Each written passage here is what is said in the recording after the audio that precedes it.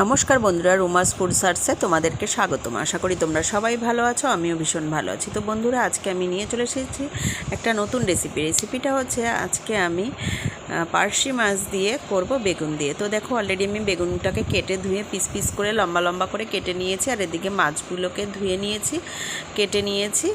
তারপরে আমি ভালো করে নুন আর হলুদ মাখিয়ে অলরেডি কড়াইতে ভেজে নিচ্ছি।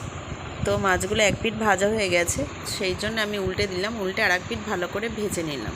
তো এদিকে মাছ ভাজা হতে থাকুক। তো চলো মশলা কী কী দেওয়া যায় সেটা তোমাদেরকে দেখাচ্ছি। এইদিকে দেখো, আমি পেঁয়াজ বেটে নিয়েছি, কয়েকটা কাঁচা লঙ্কা দিয়েছি আর কয়েকটা শুকনো লঙ্কা দিয়েছি, দিয়ে আমি মশলা আর একটু আদা দিয়েছি, দিয়ে মশলাটা করে নিয়েছি।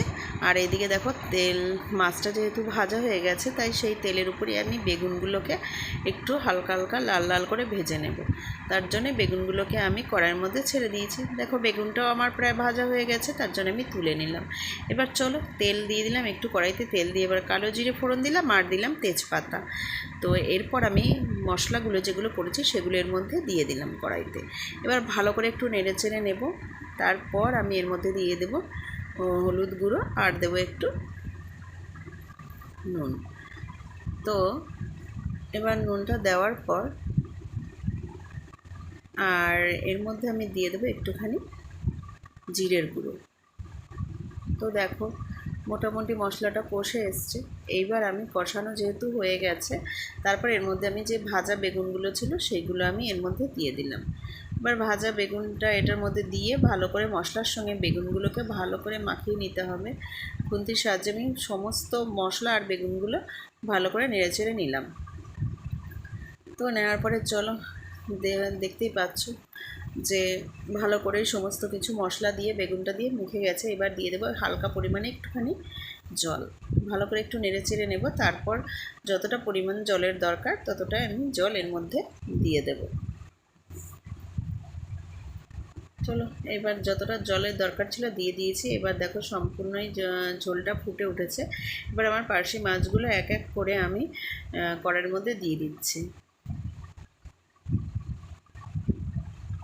এবার যেহেতু সমস্ত মাছগুলো কড়াইয়ের মধ্যে দেওয়া হয়ে গেছে, তো দেওয়ার পরে এবার আমি এটাকে ভালো করে একটু নেড়ে চেড়ে নেবো, যাতে মাছগুলো ঝোলের মধ্যে ভালো করে মিশে যায়।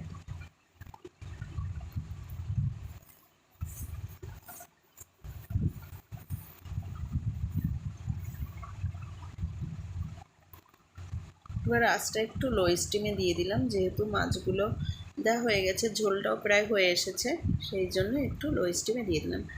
এবার যতক্ষণ না পর্যন্ত মাছটা ঝোলের সঙ্গে ভালো করে মিশছে ততক্ষণ একটু জ্বালিয়ে নেব, তারপর হয়ে গেলে নামিয়ে নেব।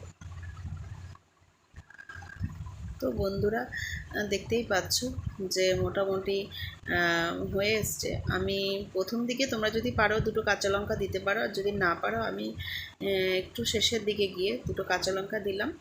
তো মাঝখান দিয়ে কেটে দিয়েছি। এবার যেহেতু আমার এই রেসিপিটা সম্পূর্ণ রেডির দিকে হয়ে গেছে, তাহলে আমি চলো এটাকে নামিয়ে নিয়ে সার্ভের জন্য ব্যবস্থা করি, সার্ভ করব। তো দেখো, এই দেখো, আমি মাছটা আমার অলরেডি তৈরি হয়ে গেছে, এটা আমি একটা বাটির মধ্যে নামিয়ে নিয়েছি। তো বন্ধুরা, তোমাদের যদি এই রেসিপিটা পছন্দ হয়ে থাকে তো প্লিজ একটা লাইক করো, কমেন্ট করো আর শেয়ার করো, অবশ্যই একটা সাবস্ক্রাইব করো। অবশ্যই তোমরা খুব ভালো থেকো এবং সুস্থ থেকো। টাটা।